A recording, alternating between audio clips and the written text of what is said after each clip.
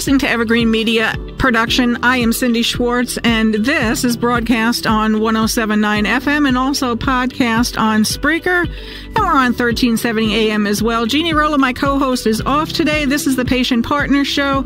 I've got Dave from Virginia on today, and Dave has got an interesting story because it's unique to him, but it also factors into the topics that we talk about every week, Jeannie Roller and I, and what is happening with people in the medical industry and how we're not educated, how we assume, how we trust blindly. I mean, in my case, I did. I know, Dave, you did as well. And what we found that we have to really take account about, because we were shocked what actually happened to us in the procedures. And I mean, I know I wasn't prepared. So, Dave, I know you weren't. I've talked with you off air, so we're going to get your story on the air now to try to help people. And then we're going to finish up with another segment as well. And we want to find out what Dave has decided to do to help himself, because you do have to do that. You have to get past a lot of this stuff and to try to help other people. That's really the focus of what these podcasts are, to give some information. It's not necessarily to whine. Some people will say, oh, well, they're just whining about this and that. You know, we're really not trying to do that, but it's just shocking to know that this stuff goes on in the medical industry and in the healthcare industry. And also it is shocking for the doctors and the medical workers that have to work alongside with it too, because they don't buy into this whole scheme of things, if you will, as well. So anyway, Dave, thanks for coming on the podcast today. And Jeannie will be back in a couple of podcasts. And so I want to get your story. You're Dave in Virginia, and you had some horrific things. I don't want to make light of it happen to you. And it's just heartbreaking to hear yet another story, you know, that happened to somebody that went in for just a procedure that you know that in your mind that you had to have. Yeah. Thanks, Cindy. So in my early 30s, I had gotten a lump on my testicle, went to the doctor.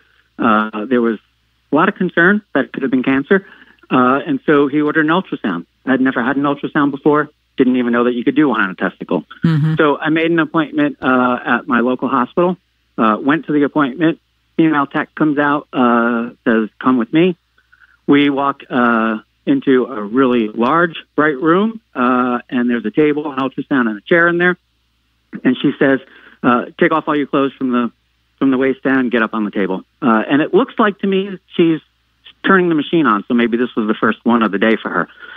So I'm thinking, this is awkward, right? I kick off my shoes, take my clothes off, I throw it on a chair, and as I get on the table, there's a blanket folded in a narrow strip going across the table. So I get on the table, and I put the blanket, just as it's folded, right over my growing area.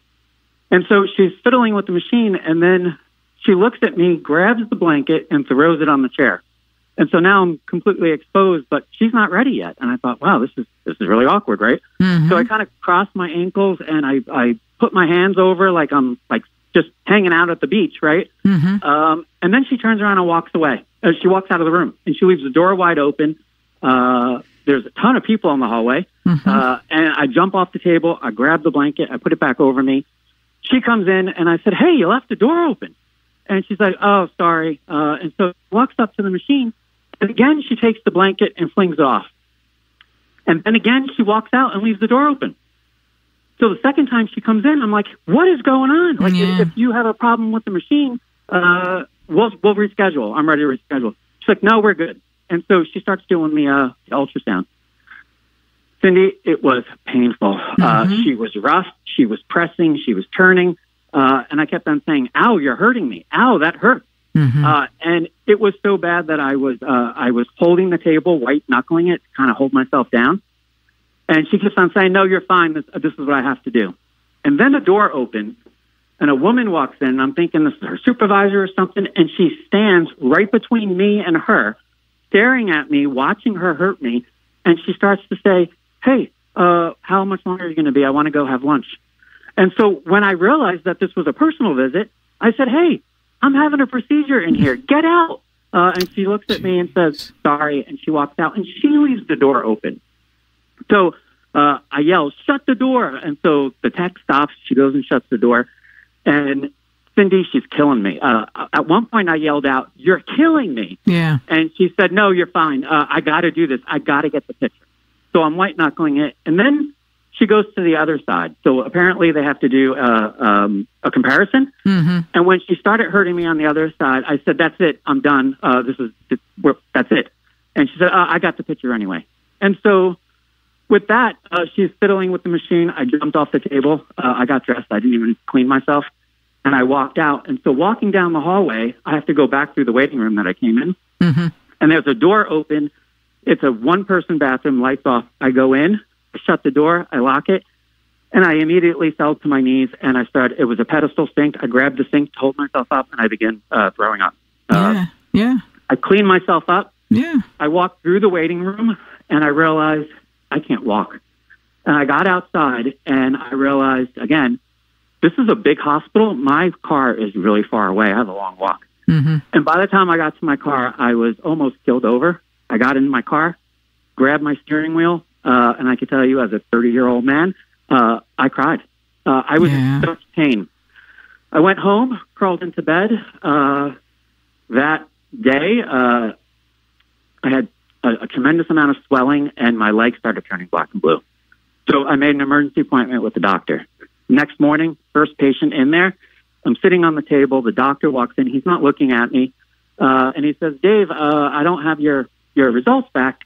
And when he looks up, he knows immediately there's something wrong. He's like, "What's wrong?" Mm-hmm. And I was wearing workout shorts and a T-shirt. I got off the table carefully, and I lifted the leg of my shorts, and my leg was black and blue and purple. Yeah. And he says, "What happened to you? Mm-hmm. How did you get hurt? Did you fall off of a bike?" And I said, "No, that was the ultrasound." And he literally froze, and he walked over to me, and he's looking at it, and he says, "I've been doing this for 30 years. I've never seen anything like this." Mm-hmm. He said, "It was a female tech, wasn't it?" And I said, "Yeah." And he said, "Well, I hear from a lot of guys that those gals get way too rough sometimes, but I've never seen anything like this." Mm-hmm. And then he asked me what to explain what happened, and I did. And he just kept on shaking his head, saying, "I can't believe it." So he examined me, super swollen, very painful, and he says, "I think she ruptured your testicle."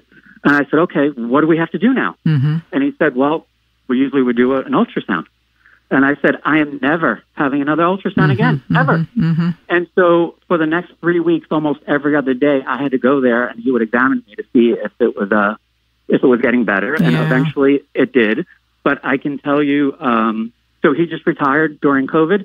I can tell you that it has been years now, and I have what we believe permanent damage from that trauma. I can't prove it. I didn't report it. I was going to ask what that. I experience now, for the rest of my life, I'll have it.